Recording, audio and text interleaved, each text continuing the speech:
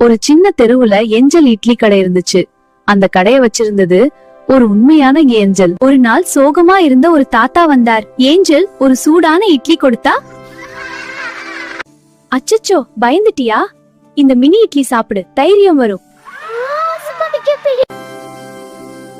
ஏஞ்சலிட என்ன யாருக்கும் பிடிக்கவே மாட்டேங்குது, நான் என்ன பண்றது? அந்த அரக்கனுக்கு ஏஞ்சல் ஒரு ரோஜா பூ இட்லி கொடுத்தாள். அரக்கன் இப்ப எல்லாருக்கும் பிடிச்சது. அனைவருக்கும் இட்லி கொடுக்கிறேன். இந்த ஏஞ்சல் இட்லி கடையை கெடுக்க திட்டம் போடுவேன். வணக்கம், இட்லி சாப்பிட வாங்க. ஹலோ, எனக்கு இட்லி கொடு. நிச்சயமா, இதோ. நன்றி. இந்த ஏஞ்சல் இட்லியை சாப்பிட்டு பாருங்க. அட, இது சூப்பர் டேஸ்டா இருக்கு. அடடா, அவ போயிட்டானா? ஏஞ்சல் போல் வேடமிட்டு அங்கு வந்த சூனியக்காரி மக்கள் அனைவருக்கும் இட்லி கொடுத்தாள். உண்ட மக்கள் அனைவரும் மயங்கி விழுந்தனர். நான் பறந்து செல்கிறேன்.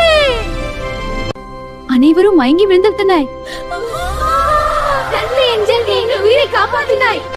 சூனியக்காரியை பார்க்க ஏஞ்சல் கடும் கோபத்தோடு சென்றாள்.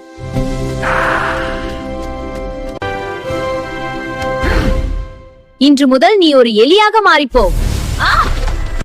அன்பான நண்பர்களே, இந்த இட்லி சாப்பிடுங்கள், மகிழ்ச்சியாக சாப்பிடுங்கள். அப்போ எல்லாருக்கும் புரிஞ்சது, இது இட்லி கடை இல்ல, இது மனசுக்கு மருந்து தர இடம்.